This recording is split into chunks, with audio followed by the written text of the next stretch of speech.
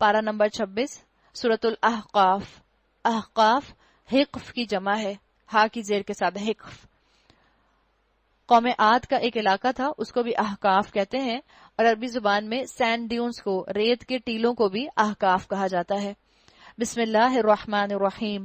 حامیم تنزیل الکتاب من اللہ العزیز الحکیم. ما خلقنا السماوات والارض وما بینہما الا بالحق. حامیم، اس کتاب کا نزول اللہ زبردست اور دانا کی طرف سے ہے. ہم نے زمین اور آسمانوں کو اور ان ساری چیزوں کو جو ان کے درمیان ہے برحق اور ایک مدت خاص تک کے تعین کے ساتھ پیدا کیا ہے، مگر یہ کافر لوگ اس حقیقت سے منہ موڑے ہوئے ہیں جس سے ان کو خبردار کیا گیا ہے. اللہ نے بتا دیا، اللہ نے دنیا کو دار الامتحان بنایا ہے. اللہ نے امتحان کے لیے دنیا میں انسان کو بھیجا ہے. آپ مکی صورتوں میں، یہ بھی مکی صورت ہے، اور آپ مکی صورتوں میں نوٹ کر رہی ہوں گی کہ مکی صورتوں کے اندر ایمانیات کا بہت ذکر آتا ہے، بیسک عقائد کو درست کرنے کا بہت زیادہ بیان آتا ہے. اللہ کی کتاب، رسول، آخرت، ان سب چیزوں پر ایمان جو ہے یہ بہت زیادہ آتے ہیں. اور یہ اس لیے آتے ہیں اس لیے کہ مکے کے دور میں جو مشرکین تھے ان تک یہ پیغام پہنچانا ضروری تھا جنہوں نے خود ساختہ اپنے عقیدے بنا لیے ہوئے تھے، تاکہ وہ اپنا عقیدہ درست کر لیں اور رسول کی تعلیمات کی روشنی میں وہ آخرت کو سمجھیں. اپنے فگمنٹ آف امیجنیشن کی شکل میں، اپنے فگمنٹ آف امیجنیشن سے آخرت کو نہ مولڈ کریں، بلکہ رسول اللہ صلی اللہ علیہ وسلم کی تعلیمات کے مطابق سمجھیں کہ آخرت کی حقیقت کیا ہے. اے نبی صلی اللہ علیہ وسلم، ان سے کہیے، کبھی تم نے آنکھیں کھول کر دیکھا بھی کہ وہ ہستیاں کیا ہیں جنہیں تم اللہ کو چھوڑ کر پکارتے ہو؟ ذرا مجھے دکھاؤ تو صحیح کہ زمین میں انہوں نے کیا پیدا کیا ہے، یا آسمانوں کی تخلیق اور تدبیر میں ان کا کوئی حصہ ہے؟ اس سے پہلے آئی ہوئی کوئی کتاب یا علم کا کوئی بقیہ ان عقائد کے ثبوت میں تمہارے پاس ہو، وہی لے آؤ اگر تم سچے ہو. تو اللہ تعالیٰ نے بتا دیا کہ اگر تمہارے پاس پہلے کی کوئی کتابیں موجود ہیں اور اس کے اندر ذکر ہے کہ کوئی نبی آئے گا تو تم لے آؤ. آپ نے ڈاکٹر ذاکر کو اکثر سنا ہوگا. ڈاکٹر ذاکر جو ہیں وہ کمپیریٹیو ریلیجن کے ساتھ جو ہیں اس کے اندر بہت ماشاءاللہ آگے ہیں، اور وہ ہندوؤں کے ساتھ اور مختلف ریلیجن کے لوگوں کے ساتھ ڈیبیٹس کرتے ہیں. انہوں نے پروف کیا ہے ہندوؤں کو انہی کی کتاب سے، ویدا وغیرہ سے، کہ ان کی کتابوں میں بھی موجود ہے کہ ایک آخری رسول آئے گا. ان کی کتابوں میں بھی موجود ہے کہ قیامت قائم ہوگی. ان کی کتابوں میں بھی موجود ہے کہ انسان جب مر جاتا ہے تو اس کے بعد وہ جو اٹھایا جائے گا تو صرف قیامت کے بعد اٹھایا جائے گا. اسی طرح سے بائبل کے اندر بھی یہ چیز موجود ہے. اور بائبل جس کے اندر اتنا ڈسٹورشن ہو گیا، آج بھی خود ان کے اسکالرز کہتے ہیں کہ بائبل کے اندر اللہ کا کلام ایسے موجود ہے لائک اے ڈائمنڈ ان ڈنگ ہل، جیسے گائے کے گوبر میں ہیرا چمکتا ہے. آج بھی بائبل کے اندر جو احکامات صحیح اپنی جگہ پر انٹیکٹ ہیں وہ ویسے واضح طور پر نظر آتے ہیں. اور جو ابھی بھی آپ کو بائبل کے مختلف ورژنز میں اللہ کے احکامات جہاں مل جاتے ہیں وہاں سے یہ بات پتہ چلتی ہے کہ وہاں بھی موجود ہے کہ ایک آخری نبی آئے گا. تو اللہ نے تو ان کو کہہ دیا کہ تم اپنی کتابیں اٹھا کر دیکھ لو. تم نے جب جب رسول کی بات نہیں مانی، تم نے جب جب کتاب کی بات نہیں مانی، تم نے تب تب شرک کیا. آج بھی جب جب رسول اللہ صلی اللہ علیہ وسلم کی سنتوں سے منہ موڑا جائے گا، معاشرے کے اندر شرک پروموٹ ہو جائے گا. آخر اس شخص سے زیادہ بہکا ہوا انسان اور کون ہوگا جو اللہ کو چھوڑ کر ان کو پکارے جو قیامت تک اسے جواب نہیں دے سکتے، بلکہ اس سے بھی بے خبر ہیں کہ پکارنے والے ان کو پکار رہے ہیں، اور جب تمام انسان جمع کیے جائیں گے اس وقت وہ اپنے پکارنے والوں کے دشمن اور ان کی عبادت کے منکر ہوں گے. مشرکین اپنے معبودوں کو پکارتے تھے تو مسلمان کیا کرتے ہیں؟ مسلمانوں نے بھی اپنے بت بنا لیے. مشرکین کے بت کھڑے ہوتے تھے، مسلمانوں کے بت لیٹے ہوتے ہیں، ہڈیوں سے بھرپور ہوتے ہیں. مسلمانوں نے قبروں کو اپنا بت بنا لیا، مزاروں کو اپنا بت بنا لیا. حالات وہی ہیں. تو اللہ تعالیٰ یہاں بتا رہا ہے کہ قیامت کے دن سب ایک دوسرے کے منکر ہو جائیں گے. وہ قبر والا کہے گا میں نے نہیں کہا تھا کہ مجھے پکارو. وہ قبر والا کہے گا میں نے نہیں کہا تھا شرک کرو، میں نے نہیں کہا تھا میرے در پر آ کے دعائیں مانگو. اللہ میں تو خود محتاج تھا، میں تو اپنے لیے دعا نہ کر سکتا تھا. تو اللہ تعالیٰ نے بتا دیا کہ اس دن وہ کسی کو ایک دوسرے کی سپورٹ میں نہ پکاریں گے. ان لوگوں کو جب ہماری صاف صاف آیات سنائی جاتی ہیں اور حق ان کے سامنے آ جاتا ہے تو یہ کافر لوگ اس کے متعلق کہتے ہیں یہ تو کھلا جادو ہے. کیا ان کا کہنا یہ ہے کہ رسول نے اسے خود گھڑ لیا ہے؟ ان سے کہو اگر میں نے اسے خود گھڑ لیا تو تم مجھے اللہ کی پکڑ سے کبھی نہ بچا سکو گے. بتا دیا گیا کس اعتماد کے ساتھ انہوں نے یہ بات کہی ہوگی. سوچیں، اللہ کے رسول سے یہ بات کہلوائی گئی. اللہ کے رسول کی شخصیت جن کو صادق اور امین کہا جاتا تھا اس کے اوپر وہ کہہ رہے ہیں کہ مجھے اللہ کی پکڑ سے کوئی نہیں بچا سکتا. جب اللہ کے رسول قسم کھایا کرتے تھے تو اس میں ڈبل تاکید آ جاتی تھی، ڈبل ایمفسس آ جاتا تھا، ڈبل زور اور پرزور انداز آ جاتا تھا. ایک تو رسول اللہ کی اپنی شخصیت جو صادق اور امین ہیں، اور دوسرے جب وہ اللہ کی قسم کھا کے کوئی بات کریں تو اس میں اللہ کی شخصیت کا اثر. تو یہ کنوکشن ہے جو مبلغ کے اندر ہونا چاہیے. آپ بھی جب کوئی بات اللہ کے دین کی پروموٹ کریں اپنے گھر میں، اپنے خاندان میں، اپنی فرینڈز میں، تو میسج کنوے کرنے کے ساتھ ساتھ آپ کے الفاظ میں کنوکشن کنوے ہونا بہت ضروری ہے. یہ کنوکشن فلٹر ڈاؤن کرتا ہے. انسان کا یقین جو ہے وہ ماحول میں سرائیت کر جاتا ہے. بتانے والے کا یقین سننے والوں کو مجبور کر دیتا ہے کہ اس بات کے اوپر وقت لگائیں. یہ ہے اللہ کا کلام اور یہ ہے اللہ کے کلام کی شان. ایمان کے کنوکشن کے ساتھ اجازت تبلیغ کریں اور اس کی فکر نہ کیا کریں. فینسی ورڈ ڈھونڈنے کی فکر نہ کریں کہ بہت بڑی بڑی بہت مشکل ٹرمینالوجیز میں بات کرنا. بہت بہترین اوریٹر بن گئے اور لوگوں نے بہت آپ کی تعریف کر دی، واہ واہ کیا آپ نے بات کی. لیکن جب آپ لوگوں سے پوچھیں کیا بات کی، اس کا ایسنس کیا تھا، تو لوگوں کو کہیں پتا نہیں کیا ایسنس تھا، بات بڑی اچھی کی تھی، بس سمجھ کچھ نہیں آیا. فینسی ورڈز کی فکر نہ کیا کریں. جب آپ اللہ کا پیغام پہنچانا چاہیں، چاہے 2 لوگوں میں چاہے 200 لوگوں میں، کیا انداز ہونا چاہیے؟ ایمان کے ساتھ. جس چیز پر آپ کا دل ٹھکا ہوا ہوگا، آپ اس چیز کو جس ایمان کے ساتھ بتائیں گی، وہ ایمان آپ کو کسی اور شکل میں نظر ہی نہیں آ سکتا. بھروسہ اپنے رب پر جب بھی کسی کو اللہ کا کلام بتائیں، اور یہ جو انسان کا رب پر بھروسہ ہوتا ہے یہی الفاظ میں ڈھل کر سامنے آتا ہے، یہی کنوکشن لے کر آتا ہے. جو باتیں تم بناتے ہو اللہ ان کو خوب جانتا ہے. میرے اور تمہارے درمیان وہی گواہی دینے کے لیے کافی ہے. وہ بڑا درگزر کرنے والا اور رحیم ہے. اب بھی تم اللہ کی طرف پلٹ آؤ تو یاد رکھو اللہ غفور اور رحیم ہے. شرک کرنے کے بعد بھی اللہ کی طرف پلٹو گے تو بھی اللہ اپنی شان غفاری کے ساتھ ملے گا. کبیرہ گناہ کر کر بھی اللہ کی طرف پلٹو گے تو بھی اللہ معاف کر دے گا. لیکن شرط کیا ہے؟ تم پلٹ آؤ، تم شرمندہ ہو، تمہارے اندر گناہ کا احساس ہو، تمہارے اندر یہ احساس ہو کہ تم آئندہ غلطی نہیں کرو گے. ان سے کہو میں کوئی نرارا رسول تو نہیں ہوں، میں نہیں جانتا کل تمہارے ساتھ کیا ہونا ہے اور میرے ساتھ کیا ہونا ہے. جب رسول نہیں جانتے کہ ان کے ساتھ کل کیا ہونا ہے تو آپ اور میں کیسے جان سکتے ہیں؟ ہم یہ کیسے امید لگا لیتے ہیں آج گناہ کر لیتی ہوں کل معافی مانگ لوں گی، اور یہ شیطان کرواتا ہے. کل کی معافی کے بھروسے پر آج گناہ کراتا ہے.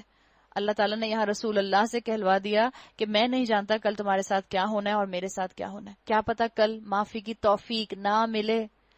کل کے بھروسے پر، کل کی معافی کے بھروسے پر آج گناہ نہ کریں. کیا پتا کل موقع نہ ملے، کیا پتا کل صحت نہ رہے، کیا پتا زبان میں طاقت نہ رہے، کیا پتا عقل ساتھ نہ دے، کیا پتا شعور باقی نہ رہے، کیا معلوم اللہ زندگی ہی لے لے. میں تو صرف اسی وحی کی پیروی کرتا ہوں جو میرے پاس بھیجی جاتی ہے، اور میں ایک صاف صاف خبردار کر دینے والے کے سوا اور کچھ نہیں ہوں. اے نبی صلی اللہ علیہ وسلم ان سے کہیے کبھی تم نے سوچا بھی اگر یہ کلام اللہ ہی کی طرف سے ہو اور تم نے اس کا انکار کر دیا تو تمہارا انجام کیا ہوگا؟ تھوڑی دیر کے لیے تو سوچو، یہ جو ہم باتیں سن رہے ہیں یہ اللہ کے کلام کی باتیں ہیں. تھوڑی دیر کے لیے سوچو کہ اللہ نے یہ سب معاملہ کرنا ہے تو اور اپنی زندگی پر نظر ڈال کر دیکھو، ایک نظر پیچھے ڈال کر دیکھیں کیا میری زندگی قرآن کے مطابق ہے؟ کیا میرا لائف سٹائل شریعت کے مطابق ہے؟ کیا میری زندگی میں سنتوں کا نور ہے یا بدعات کے اندھیرے ہیں؟ سوچ لیں انجام کیا ہوگا. اور اس جیسے ایک کلام پر تو بنی اسرائیل کا ایک گواہ بھی شہادت دے چکا ہے. وہ ایمان لے آیا اور تم اپنے گھمنڈ میں پڑے رہے. ایسے ظالموں کو اللہ ہدایت نہیں دیا کرتا. اللہ نے ظالم کس کو کہا؟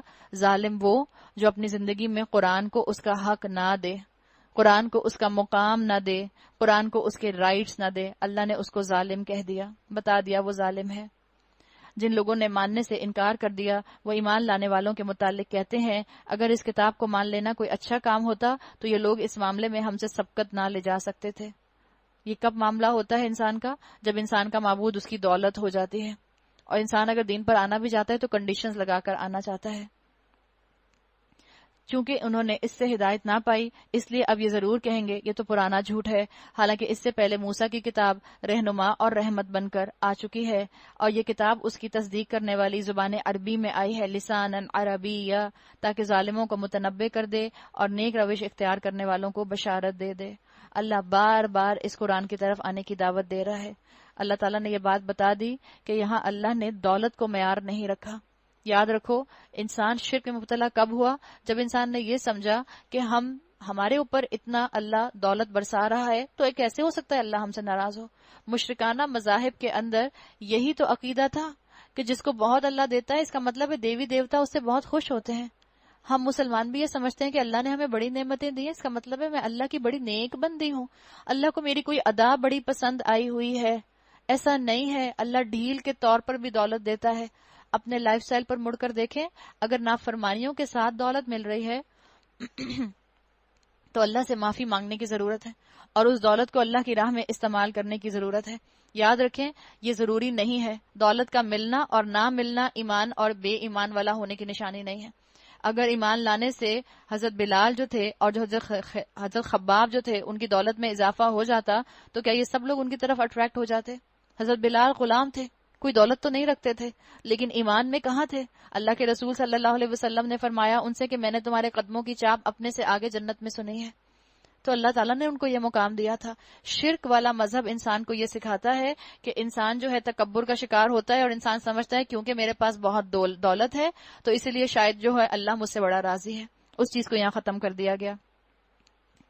یقیناً جن لوگوں نے کہہ دیا ربنا اللہ، اللہ ہمارا رب ہے، ثم استقاموا، اور پھر وہ اس پر جم گئے، ان کے لیے نہ کوئی خوف ہے نہ وہ غمگین ہوں گے. سوچ سمجھ کر قدم جنہوں نے اٹھایا، جنہوں نے قرآن کے پیچھے اپنی عقلوں کو چلایا، جنہوں نے قرآن کو اپنی عقل کے پیچھے نہیں بلکہ اپنی عقل کو قرآن کے پیچھے چلایا، اللہ تعالیٰ نے ان کے لیے کہہ دیا کہ ان کے لیے کوئی مشکل نہیں ہے، ان کے لیے کوئی پریشانی نہیں ہے. بتا دیا گیا. سمجھ جاؤ اب بھی اس چیز کو، تمہارے پاس وقت ہے، پلٹ جاؤ. مومن جو ہوتا ہے وہ ایک دفعہ اللہ کے راستے پر آ جاتا ہے. صراط مستقیم ہم بار بار بات کرتے ہیں کیونکہ ہم سورہ فاتحہ میں بار بار صراط مستقیم مانگتے ہیں. یاد رکھیں صراط مستقیم پر جو ایک دفعہ آ گیا اب واپس پلٹنے کا نہ سوچے. مومن کی زندگی میں واپس پلٹنے کی کوئی بھی ٹرمینالوجی ووکیبلری میں نہیں ہونی چاہیے. صراط مستقیم ایک ایسی سڑک ہے جو سیدھی اوپر جاتی ہے، اسی لیے اس کو کہتے ہیں صراط. ویسے بھی عربی زبان میں سیدھے کو کہتے ہیں. اسکالرز کہتے ہیں کیوں اس کو المستقیم کہا گیا؟ اس لیے کہ اس کے ساتھ ایک اور صفت کیوں لائی گئی، سیدھا راستہ. حالانکہ صراط کے اندر آٹومیٹک یہ مفہوم موجود ہے سیدھا. صراط عربی زبان میں وائڈ، لانگ، ڈینجرس، سیدھے راستے کو کہتے ہیں. عربی زبان میں صراط کے علاوہ بھی راستے کے لیے الفاظ آتے ہیں. فج آتا ہے، طریق آتا ہے، سبیل آتا ہے، لیکن اللہ نے صراط کیوں استعمال کیا؟ صراط ایسا لفظ ہے عربی زبان میں جس کے مطلب ہوتے ہیں لمبا، لانگ، جس کا مطلب ہوتا ہے ڈینجرس، خطرناک، جس کا مطلب ہوتا ہے وائڈ، چوڑا، اور جس کا مطلب ہوتا ہے سیدھا. تو پھر اللہ نے اس کی صفت المستقیم کیوں استعمال کی؟ یہ بتانے کے لیے کہ یہ وہ راستہ ہے جو سیدھا اوپر جاتا ہے آسمانوں کی طرف. اب ایک راستہ اوپر آسمانوں کی طرف جا رہا ہے، آپ نے چلنا شروع کر دیا. اگر آپ رک گئیں تو کیا ہوگا؟ آپ اپنے بیگیج کے ساتھ واپس پیچھے آنا شروع ہو جائیں گی. تو رکنا نہیں ہوتا، نہ رکنا ہے نہ پیچھے آنا ہے، بلکہ ایک ایک قدم آگے سے آگے بڑھتے جانا ہے. اور جو لوگ ایسا کرتے ہیں ان کے اندر استقامت آتی ہے، اور جن میں استقامت آتی ہے اللہ نے کہا ان کے لیے نہ کوئی خوف ہے نہ کوئی غم ہے. ایسے لوگ جنت میں جانے والے ہیں جہاں وہ ہمیشہ رہیں گے اپنے ان اعمال کے بدلے جو دنیا میں وہ کرتے رہے. ہم نے انسان کو ہدایت کی کہ وہ اپنے والدین کے ساتھ نیک برتاؤ کرے. اس کی ماں نے مشقت اٹھا کر اسے پیٹ میں رکھا، مشقت اٹھا کر اس کو جنا، اور اس کے حمل اور دودھ چھڑانے میں 30 مہینے لگ گئے. یہاں پر قرآن نے ایک بڑی زبردست سائنس کو بیان کیا ہے. جب اللہ تعالیٰ نے کہا کہ اس کو چھڑانے میں وَفِصَالُهُ 30 شہرا، اس کو چھڑانے میں 30 مہینے لگ گئے. آپ دیکھیں اللہ تعالیٰ نے سورہ بقرہ کی آیت نمبر 233 کے اندر بیان کیا ہے کہ مدت رضاعت جو ہے اس کو عورت کو چاہیے کہ پورا کرے. دودھ پلانے کی عمر، اور دودھ پلانے کی عمر جو ہے وہ 2 سال آتی ہے، کامل 2 سال. 2 سال میں کتنے مہینے ہوتے ہیں؟ 24 مہینے. 30 مہینوں میں سے 24 مہینے نکال دیں تو باقی کتنے بچے؟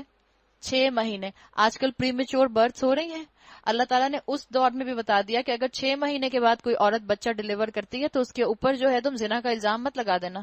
6 مہینے کے بعد بھی بچہ جو ہے وہ ڈیلیور ہو سکتا ہے. It's quite normal. اور آج کل ہم دیکھ رہے ہیں کہ پری میچور برتھس ہو رہی ہیں. 6 مہینے کے اوپر بچہ سروائیو کر جاتا ہے. یہ نشانی ایک اس کتاب میں دی گئی ہے کہ فیوچر میں بھی ایسا ممکن ہے کہ 6 مہینے کی پریگننسی ہو.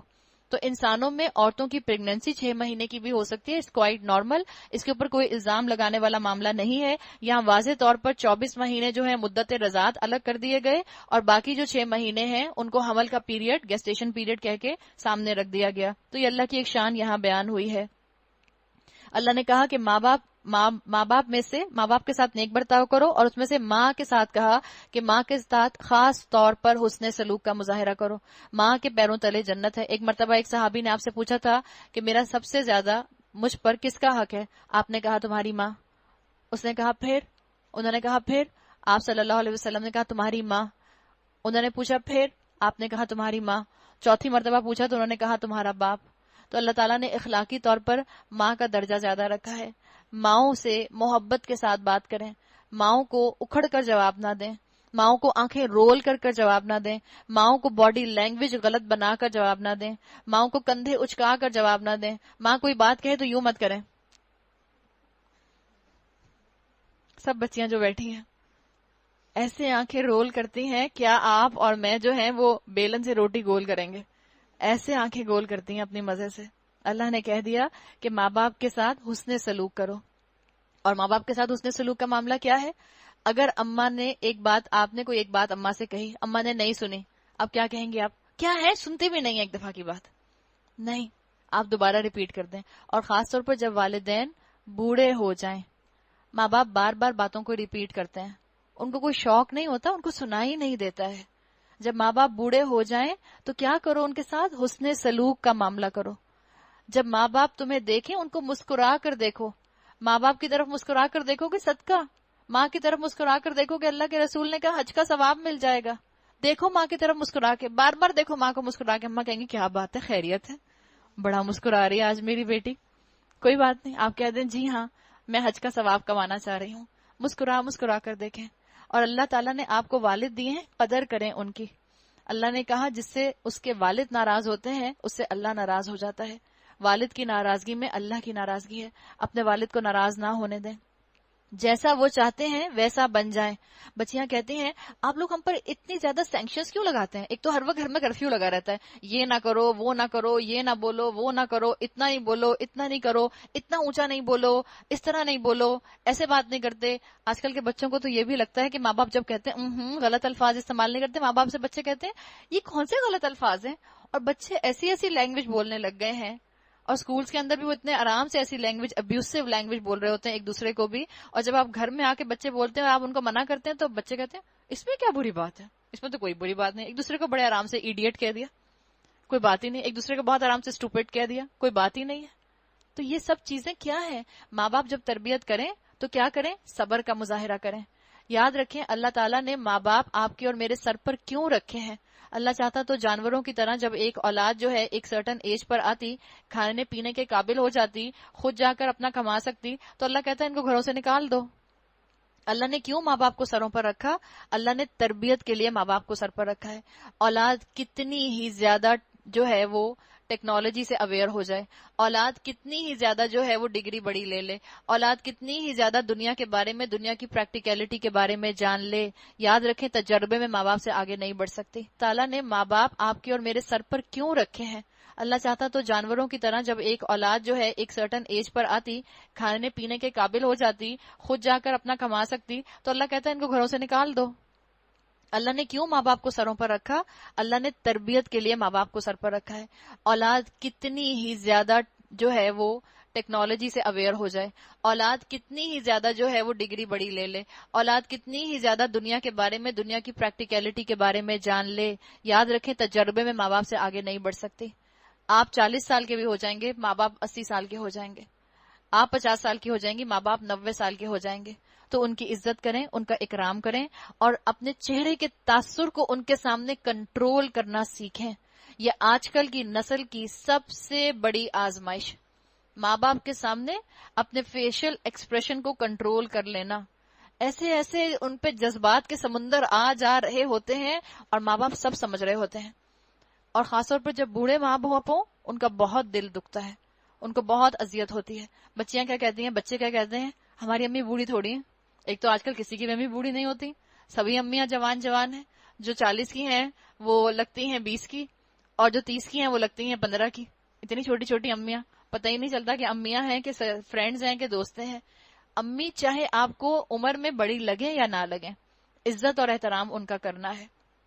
آپ نے اور میں نے اپنی ماؤں کا، اپنے باپوں کا احترام کرنا ہے. یاد رکھیں جس چہرے کے تاثر سے آج میں اور آپ ان کو دیکھیں گے، جب وہ آپ کو کوئی کام کرنے کو کہتے ہیں اور آپ کا دل نہیں کرتا اور آپ صرف اور صرف ان کی بات مان کر جاتی ہیں، کیا پتا اللہ اسی وجہ سے آپ کو جنت عطا کر دے. ماں ماں باپ کی بات، ماں کے پیروں تلے جنت ہے. آپ کے ہم نے اٹھا کر دیکھی تھی، ہمیں تو کوئی جنت نظر نہیں آئی تھی. ماں کی خدمت میں جنت ہے، پیروں کے نیچے نظر نہیں آئے گی. ماں کے پیروں کے نیچے جنت نہیں آ سکتی. ویسے بھی مقصد کیا ہے؟ ماں کی خدمت کرو، ماں کا دل نہ دکھاؤ، ماں کے ساتھ روڈ نہ ہو جاؤ، ماں کے ساتھ سختی کا لہجہ نہ اپناؤ، ماں کو سنوب نہ کر دو، ماں کو چپ نہ کرا دو، ماں کے ساتھ لڑنے نہ بیٹھ جاؤ. غلطی کرو تو ماں کو سوری بولو، باپ کو بھی بولو سوری. آج کل کے بچوں کو سوری بولنا، اتنی بڑی بڑی انائیں ہیں بچوں کی. کیا فرعون کی انا ہوگی جو بچوں کی انا ہوتی ہے؟ سوری نہیں بولتے ہیں. اللہ نے بار بار قرآن میں کہا ہے کہ ماں باپ کے ساتھ احسن طریقہ اختیار کرو، سلوک کیا کرو؟ حسن سلوک کرو. اور یاد رکھو what goes around comes around. آج جیسا ماں باپ کے ساتھ سلوک کرو گے، کل تمہاری اولاد تمہارے ساتھ ویسا ہی سلوک کرے گی. اور یاد رکھیں ہم سب جو بھی اس کمرے میں بیٹھے ہیں، چاہے کسی بھی عمر کے ہیں، چاہے 15 سال کے ہیں، چاہے 13 سال کے ہیں، چاہے 30 سال کے ہیں، چاہے 40 سال کے ہیں، ہم سب پر بڑھاپا آنا ہے، ہم سب نے بوڑھے ہونا ہے. جیسا آج میں اپنے ماں باپ کے ساتھ رویہ رکھ رہی ہوں، کل میری اولاد میرے ساتھ اس سے بدتر رویہ رکھے گی، اس سے برا رویہ رکھے گی. تو ماں باپ کے ساتھ بہترین طریقے سے محبت کے ساتھ پیش آنے کو کہہ دیا گیا. اور یہی فرق ہے جو انسانوں اور جانوروں کا فرق ہے. جانور اپنے ماں باپ کی خدمت نہیں کرتے، انسان اپنے ماں باپ کی خدمت کرتے ہیں. انسان اپنے ماں باپ سے مشورہ مانگتے ہیں، ان کو اپنے مشوروں میں شامل رکھیں. ان کو ایسا نہ سمجھے بوڑھے ہو گئے بالکل بیکار، اب تو کسی مقصد کے نہیں ہیں، بس کونے میں پڑے ہیں، کھا پی لیتے ہیں، پہن لیتے ہیں، بس اپنی ضروریات پوری کر لیتے ہیں، ان کو میڈیسن مل جاتی ہے ان کے ٹائم پر، اور بس. ان کو مشوروں میں شامل رکھیں. اور والدین کے لیے اگر آپ ایصال ثواب بننا چاہتی ہیں، اگر آپ کے والدین دنیا سے جا چکے ہیں، تو بہترین طریقے سے سنتوں کو زندہ کریں. مت اس راستے کو فالو کریں جس راستے پر ماں باپ تھے اور وہ سنت والا راستہ نہیں تھا. یہ ان کے لیے، ان کے حق میں آپ بہتری نہیں کریں گی. صدقہ جاریہ بنے ان کے لیے. اور انسان کو یہی چیز ہائر ایوالوڈ بناتی ہے جانوروں سے، کہ انسان اپنے ماں باپ کی خدمت کرتا ہے. اور ایک چیز اور، جب یہاں ماں باپ کی بات ہو رہی ہے، شوہر کے ماں باپ کی خدمت کرنا بھی بہت اچھی بات ہے، اور یہ میرا اور آپ کا اخلاقی فرض ہے. جب میرے اور آپ کے پڑوسی کا اتنا حق ہے، جو میرا اور آپ کا نیکسٹ ڈور ہے، تو جو میرے اور آپ کے دوسرے کمرے میں رہتی ہیں، پڑوس کے کمرے میں رہتی ہیں خاتون، ان کا کتنا حق ہوگا؟ جو میرے شوہر کے والد اور میری شوہر کی والدہ ہوں گی، ان پر کتنا حق ہوگا؟ تو ان کا بھی بہترین طریقے سے خیال رکھیں. ان کو اپنے ساتھ لے کر جائیں، کہیں کھانے کے لیے باہر جائیں ان کو ساتھ لے جائیں، کہیں گھومنے پھرنے جائیں ان کو ساتھ لے جائیں. ازیوم نہ کریں بھائی تو جا ہی نہیں سکتے، بھائی ضرور آپ کی تو کمر میں درد ہو رہا ہوگا، ہم نے اس لیے نہیں پوچھا کہ آپ کی بیک میں پین تھا نا. نہیں، آپ پوچھیں، چاہے آپ کو پتا ہو وہ نہیں جائیں گی، آپ پھر بھی پوچھیں، امی آپ چلیں گی، ابا آپ چلیں گے؟ جب وہ کہیں نہیں، پھر یہ نہ کہیں اچھا ٹھیک ہے، جیسے آپ تیار بیٹھی تھی انکار سننے کے لیے، ہاں ٹھیک ہے اوکے، ہاں میں بھی یہی چاہ رہی تھی کہ آپ گھر میں آرام کریں. نہیں، یہ حسن سلوک نہیں ہے. حسن سلوک کیا ہے؟ ہم چاہ رہے تھے کہ آپ چلتی، آپ کے چلنے سے برکت ہو جاتی. ہمارے منہ سے یہ جملے کیوں نہیں نکلتے ماں باپ کے لیے؟ نکلیں گے تو ماں باپ کتنا خوش ہوں گے. چند دن کے مہمان ہیں. بہرحال یہ حقیقت ہے، یہ تو اللہ کو پتا ہے کس نے پہلے جانا ہے، لیکن ایک نیچرل فینومینا بھی تو کوئی چیز ہوتی ہے. ماں باپ پہلے جاتے ہیں زندگی سے، کم ہی ہوتا ہے اولاد پہلے جاتی ہے. اللہ نہ کسی ماں باپ کو اولاد کی آزمائش دکھائے. ماں باپ چلے جائیں گے، چند دن کے مہمان ہیں، ان کی خدمت کریں، ان کی خدمت کر کے جنت کما لیں. جس کے گھر میں ماں باپ موجود ہیں اس کے لیے جنت کا ایک دروازہ کھلا ہوا ہے. اپنے ماں باپ کی قدر کرے اور اپنے لیے جنت کما لے. تو اللہ نے کیا کہا کہ یہاں تک کہ جب انسان اپنی پوری طاقت کو پہنچا اور 40 سال کا ہو گیا. یہاں اللہ تعالیٰ نے 40 سال کی عمر کیوں مینشن کی؟ اس لیے کہ اسکالرز کہتے ہیں کہ 40 سال کی عمر انسان کی مینٹل میچورٹی کی عمر ہوتی ہے. تو کیا اس نے کہا اب یہ کیسا انسان ہے جو نیک انسان ہے اور وہ کیسی دعا کرتا ہے 40 سال کا انسان؟ 40 سال کے انسان کے لیے اسکالرز کہتے ہیں کہ وہ دو نسلوں کو، 2 جنریشنز کو تھامے ہوئے ہوتا ہے. ایک طرف اس کی اپنی اولاد ہوتی ہے، دوسری طرف اس کے اپنے والدین ہوتے ہیں. اور اگر اس کے اندر حلم ہو، اگر اس کے اندر حلم کے ساتھ ساتھ میچورٹی کے ساتھ ساتھ علم کی طاقت ہو، ہدایت کی طاقت ہو، تو وہ بہترین متقی انسان ہوتا ہے.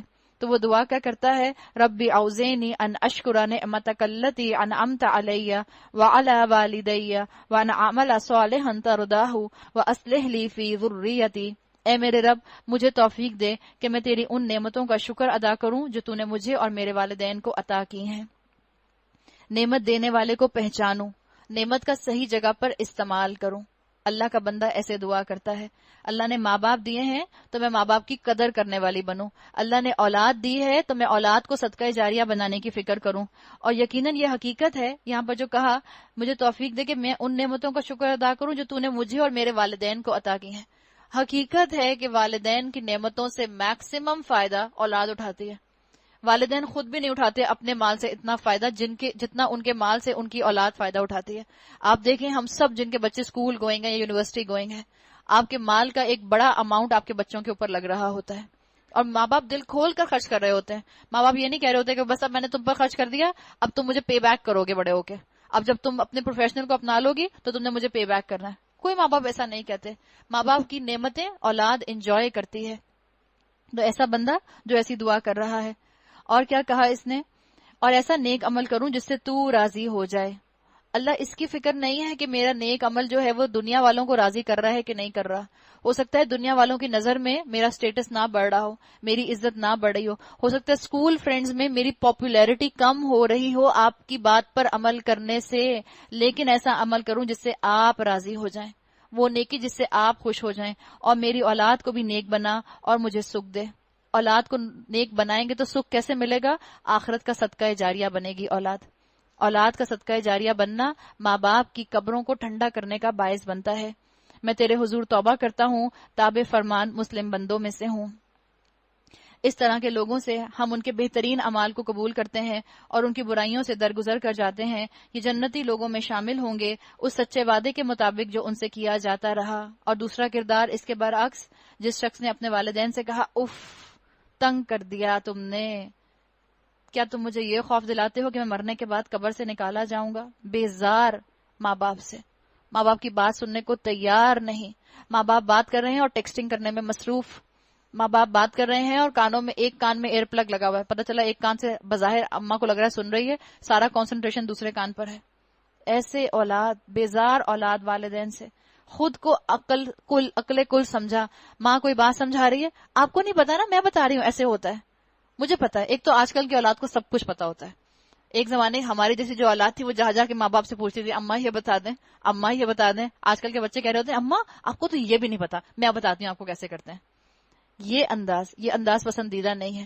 اگر آپ کی ماں کو مثال کے طور پر کمپیوٹر نہیں آتا تو آپ یہ مت کہیں کچھ کرنا ہی نہیں آتا آپ کو. 1000 دفعہ سمجھایا کمپیوٹر کھولتے اور بند کیسے کرتے ہیں. آپ 1000 دفعہ سمجھا چکی ہیں، حالانکہ یہ 1000 دفعہ سمجھانا بھی ایگزیجریٹڈ ہے. شاید آپ نے 2 دفعہ ہی سمجھایا ہوگا. ہم تو یہ بہت ایگزیجریٹڈ جملے بولتے ہیں نا مبالغے کے اندر. 1000 دفعہ سمجھا چکی ہوں. آپ کی ماں کو کمپیوٹر استعمال کرنا نہیں آتا، آپ سکھائیں ان کو. مائیں پھرتی رہتی ہیں بیچاری، کوئی مجھے بتا دے کہ موبائل فون کو استعمال کیسے کرتے ہیں. موبائل فون ان کے ہاتھوں میں ہوتے ہیں، ان کو واٹس ایپ استعمال کرنے نہیں آ رہے ہوتے. پھر اللہ کی بندی اپنے دوستوں سے کہتی ہیں تم بتا دو کیسے استعمال کریں. کیوں؟ گھروں میں اتنی پڑھی لکھی اولاد، اتنی ہائی ٹیک اولاد اپنے باپ کو اور اپنی ماں کو نہیں سمجھا سکتی. وقت نہیں ہے ماں باپ کے پاس بیٹھنے کا، بیزاری ہے ماں باپ سے. اللہ نے بالکل ایسے انسان کی یہاں باڈی لینگویج بتائی ہے. اف تنگ کر دیا تم نے، کیا تم مجھے یہ خوف دلاتے ہو کہ میں مرنے کے بعد دوبارہ اٹھایا جاؤں گا؟ کیسا انداز ہے جب ماں باپ کہیں نیکی پر عمل کرنے کو. ہمیں پتا ہے ہم نے مرنا ہے، آپ ہماری فکر نہ کریں.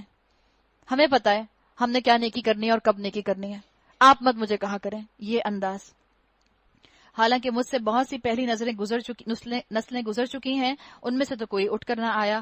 ماں باپ اللہ کی دہائی دے کر کہتے ہیں ارے بد نصیب مان جا، ان وعد اللہ حق، اللہ کا وعدہ سچا ہے. مگر وہ کہتا ہے یہ سب اگلے وقتوں کی فرسودہ کہانیاں ہیں. آپ دیکھ لیں کیسی باتیں کر رہا ہے. ماں باپ کی باتیں اس کو کیا لگ رہی ہیں؟ آبسلیٹ لگ رہی ہیں، بیکار لگ رہی ہیں، آکورڈ بیکورڈ لگ رہی ہیں ماں باپ کی باتیں. اور اپنے آپ کو سمجھ رہا ہے کہ میں تو ایج آف انلائٹمنٹ کا بندہ ہوں، سب باتیں میری اچھی سمجھدار ہیں. ماں باپ کی باتیں غیر اہم. یہ وہ انسان ہے جو قرآن کی تعلیم سے مروب نہیں ہوتا، دنیا کی تعلیم سے مروب ہوتا ہے. اس لیے اس نے قرآن کے ذریعے سے ماں باپ کی عزت اور قدر کرنا نہیں سیکھی. یہ لوگ ہیں جن پر عذاب کا فیصلہ چسپاں ہو چکا ہے. جو ماں باپ کا نافرمان ہے، جس نے ماں کا دل دکھایا، جس نے باپ کا دل دکھایا، وہ یہ آیات پڑھ لے. اللہ نے کیا کہا ہے؟ اللہ نے کہا یہ لوگ ہیں جن پر عذاب کا فیصلہ چسپاں ہو چکا ہے. اللہ ہم سب کے گناہوں سے درگزر فرمائے، اللہ ہمیں اپنے والدین کا بہترین صدقہ جاریہ بنائے، اللہ ہمیں والدین کے ساتھ بہت زیادہ حسن سلوک کرنے والا بنائے۔ ان سے پہلے جنوں اور انسانوں کے جو ٹولے اسی کماش کے ہو گزرے ہیں، انہی میں یہ بھی شامل ہو جائے گا۔ بے شک یہ گھاٹے میں رہ جانے والے لوگ ہیں۔ دونوں گروہوں میں سے ہر ایک کے درجے میں ان کے اعمال کے لحاظ سے ہیں، تاکہ اللہ ان کے کیے کا پورا پورا بدلہ ان کو دے دے۔ ان پر ظلم ہرگز نہ کیا جائے گا۔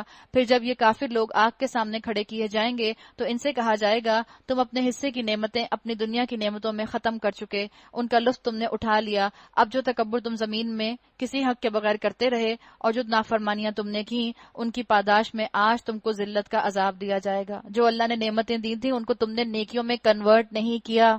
اپنے سٹیٹس کو، اپنے علم کو، اپنی ڈگری کو، اپنے حسن کو، اپنی ذہانت کو تم نے کہاں نہیں لگایا؟ اللہ کی کتاب کو سمجھنے میں نہیں لگایا، اللہ کی کتاب کو پروموٹ کرنے میں نہیں لگایا۔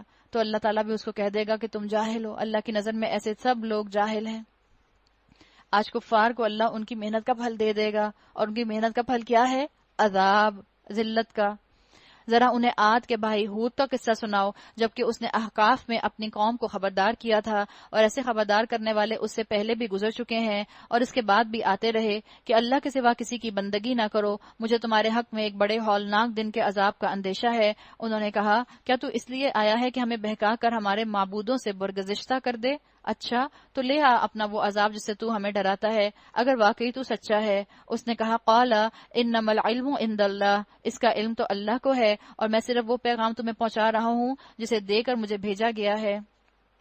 وَلَكِنِّي أَرَاكُمْ قَوْمًا تَجْهَلُونَ، مگر میں دیکھ رہا ہوں تم لوگ جہالت برت رہے ہو۔ قرآن الٹریٹ، جو جہالت برتنے والا ہے، چاہے بڑی بڑی ڈگری رکھنے والا ہو، بڑی بڑی ڈگری ہولڈر ہو، لیکن اگر قرآن نہیں آتا تو قرآن الٹریٹ ہے۔ اللہ تعالیٰ نے بتا دیا، بڑی مضبوط قوم تھی یہ قوم عاد، لیکن ان کی نافرمانیوں کے اوپر اللہ نے ان پر عذاب بھیجا، اس لیے کہ انہوں نے اپنی طاقت کا استعمال جو ہے وہ اللہ کی فرما برداری میں نہ کیا۔ پھر جب انہوں نے اس عذاب کو اپنی وادیوں کی طرف آتے دیکھا تو کہنے لگے، یہ بادل ہے جو ہم کو سیراب کرے گا۔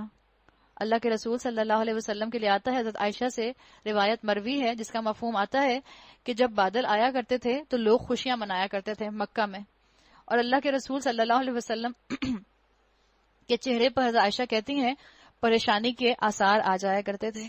حضرت عائشہ نے ایک مرتبہ پوچھا کہ آپ پریشان کیوں ہو جاتے ہیں بادل کو دیکھ کے؟ تو انہوں نے کہا کہ اللہ نے بہت سی قوموں کو انہی بادلوں کی وجہ سے ہلاک کیا، اور یہ دیکھیں ان کا بھی یہی انداز کہنے کا۔ انہوں نے کہا یہ بادل ہے جو ہم کو سیراب کرے گا۔ ہم بھی جب بادل دیکھیں اللہ سے ہر لمحہ دعا کریں، اللہ اپنی رحمت کی بارش بھیج۔ نہیں، بلکہ یہ وہی چیز ہے جس کے لیے تم جلدی مچا رہے تھے۔ یہ ہوا کا طوفان ہے جس میں دردناک عذاب چلا آ رہا ہے، اپنے رب کے حکم سے ہر چیز کو تباہ کر ڈالے گا۔ آخر کار ان کا حال یہ ہوا کہ ان کے رہنے کی جگہوں کے سوا وہاں کچھ نظر نہ آتا تھا۔ اس طرح ہم مجرموں کو بدلہ دیا کرتے ہیں۔ ہوا کا عذاب ہم آج سمجھ سکتے ہیں، ٹورنیڈو ہو سکتا ہے، کیا تباہی کرتا ہے، ٹوئسٹر جن کو کہتے ہیں آج، کیا تباہیاں پھیلاتے ہیں۔ اللہ جانتا ہے کہ اللہ نے کیسے کس قوم کو تباہ کرنا ہے، اللہ اسی طرح اس قوم کو ویسے ہی تباہ کرتا ہے۔ اور اللہ کے لیے ہزاروں لاکھوں کی قوم کو تباہ کر دینا سیکنڈز کے اندر کوئی مشکل کام نہیں۔ ان کو ہم نے وہ کچھ دیا تھا جو کچھ تم لوگوں کو نہیں دیا۔ وَجَعَلْنَا لَهُمْ سَمْعًا وَأَبْصَارًا وَأَفْئِدَةً فَمَا أَغْنَىٰ عَنْهُمْ سَمْعُهُمْ وَلَا أَبْصَارُهُمْ وَلَا أَفْئِدَتُهُمْ مِنْ شَيْءٍ إِذْ كَانُوا يَجْحَدُونَ۔ ان کو ہم نے کان، آنکھیں، دل سب کچھ دے رکھے تھے، مگر نہ وہ کان ان کے کسی کام آئے، نہ آنکھیں، نہ دل، کیونکہ وہ اللہ کی آیات کا انکار کرتے تھے اور اسی چیز کے پھیرے میں وہ آ گئے جس کا وہ مذاق اڑاتے تھے۔ تو کیا کریں؟ اپنے کان کو، اپنے ناک کو، اپنی آنکھوں کو، اپنے دل کو قرآن کے پیچھے چلا دیں۔ پھر دیکھیں اللہ ان کے ذریعے آپ کو اور مجھے کیسے شکر کرنے والا بناتا ہے، کیسے اللہ مجھے اور آپ کو ان کے ذریعے جنت کمانے کے مختلف طریقے سکھاتا ہے۔ اللہ نے بار بار ان لوگوں سے کہا جن تک تعلیم آ گئی تھی، اس کے باوجود انہوں نے اپنے اعضاء کو اللہ کی فرما برداری میں نہ لگایا۔ جنہوں نے قرآن سن لیا تھا ان پر اب ذمہ داری آ گئی ہے۔ اب آج جتنے بھی ہم سب لوگ اس کمرے میں بیٹھے ہیں، اگر ہم نے اپنے ماں باپ میں سے کسی کا دل دکھایا ہے تو ہم آج سے ارادہ کر لیں کہ ہم پہلے تو جا کر ان کو سوری بولیں گے، اور اس کے بعد ان کے لیے کچھ خاص کریں گے۔